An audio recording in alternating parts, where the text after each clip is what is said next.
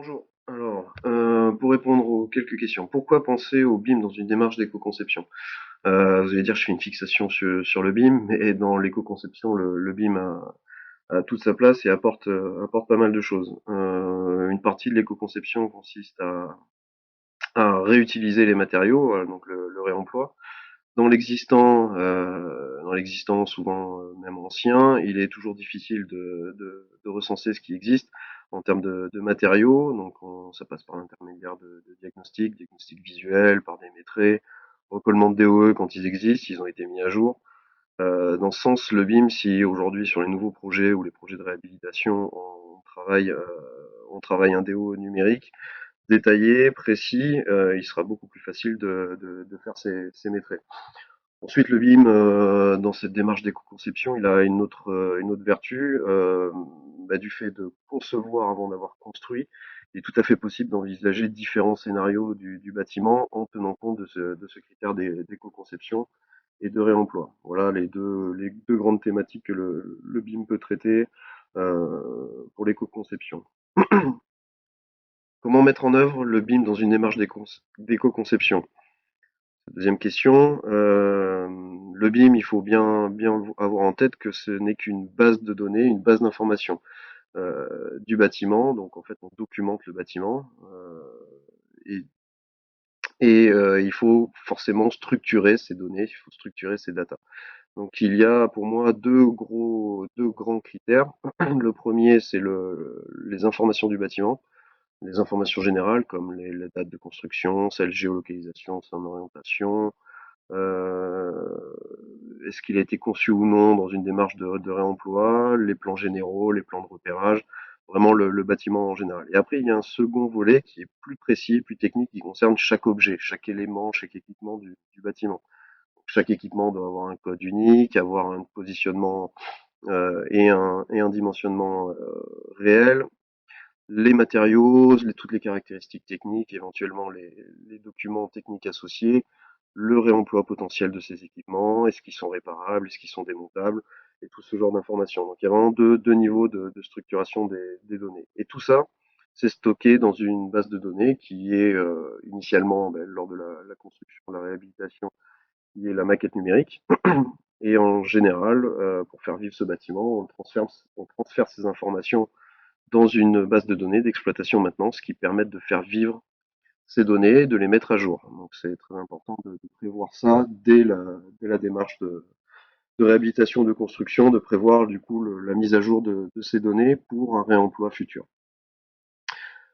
Comprenez donc qu'il est nécessaire de définir un cahier des charges de ces données, comment les structurer, quelles sont les données essentielles, donc ça c'est à prévoir en amont.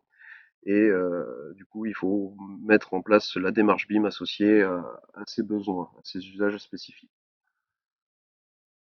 Troisième question, où en sommes-nous du BIM pour l'éco-conception aujourd'hui? À ma connaissance, chez le groupe Essor, on n'a qu'un seul projet, on n'en a qu'un, c'est déjà bien d'en avoir un, on n'a qu'un seul projet où le maître d'ouvrage a détaillé un cahier des charges dans ce sens. Dans son cahier des charges, il est précisé qu'il a besoin de donner notamment est-ce que les objets sont réparables, où est-ce qu'ils sont localisés, les matériaux, les quantités exactes, est-ce qu'il est possible de les réutiliser, de les réemployer, de les déplacer. Donc il y a tout un tas de data comme ça spécifiques au réemploi et du coup en lien avec la thématique de l'éco-conception. Vous allez me dire, un seul projet, c'est peu. Mais il y a quand même pas mal de projets, il y a de plus en plus de projets où les maîtres d'ouvrage demandent un DO numérique. Et dans ce DO numérique, sans le savoir, ils collectent les informations essentielles pour les réemplois, comme les matériaux, les quantités, la position des objets. Et donc, du coup, tous ces DO numériques sont en droite ligne avec la thématique de l'éco-conception. Donc, à l'avenir, nous aurons beaucoup plus de data disponibles pour le réemploi et l'éco-conception. Il y a d'autres thématiques qu'il faudrait éventuellement aborder sur l'éco-conception, mais je pense qu'on n'aura pas le temps, puisque la maquette BIM a quand même d'autres apports autour de la performance énergétique, performance environnementale du bâtiment. Merci.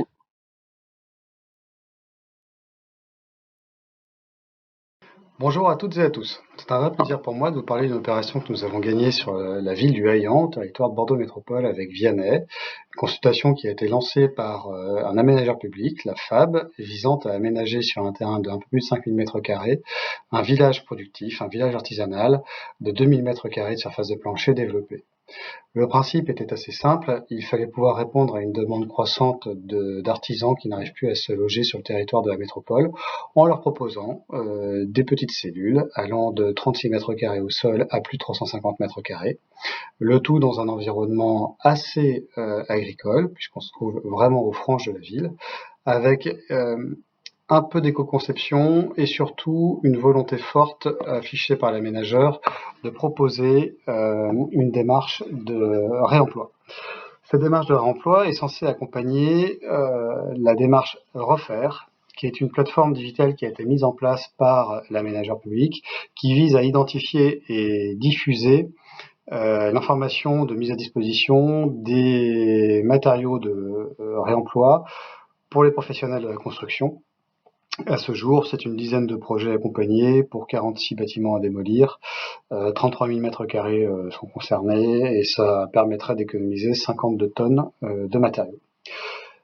L'idée, c'est donc d'aller plus loin que la simple réutilisation de matériaux concassés sur les plateformes, sur le terrassement. Il fallait donc identifier des gisements au moment de la conception et éventuellement imaginer des solutions novatrices.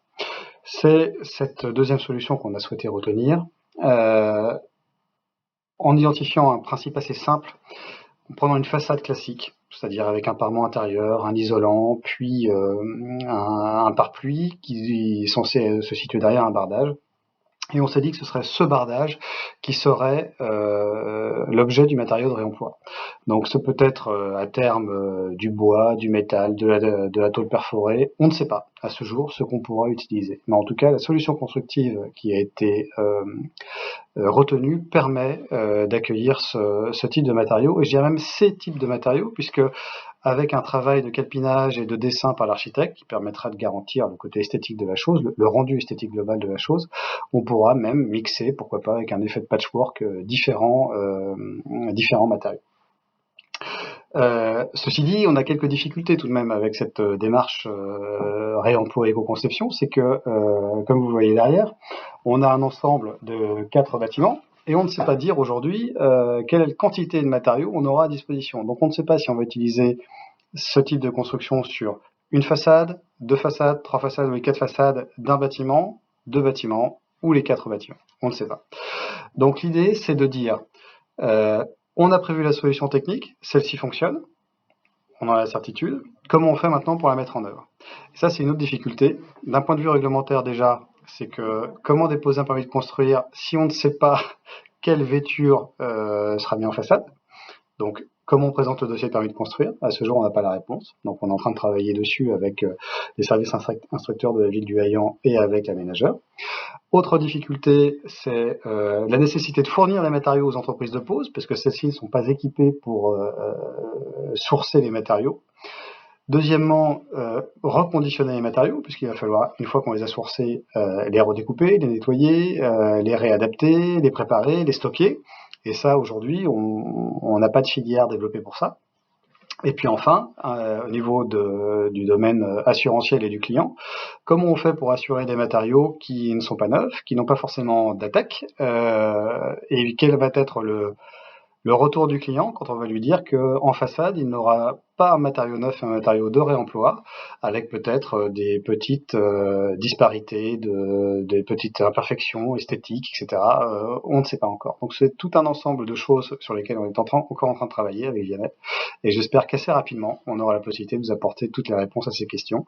C'est une démarche qui est passionnante, une démarche apprenante, comme on dit aujourd'hui, et on aura l'occasion d'en reparler rapidement.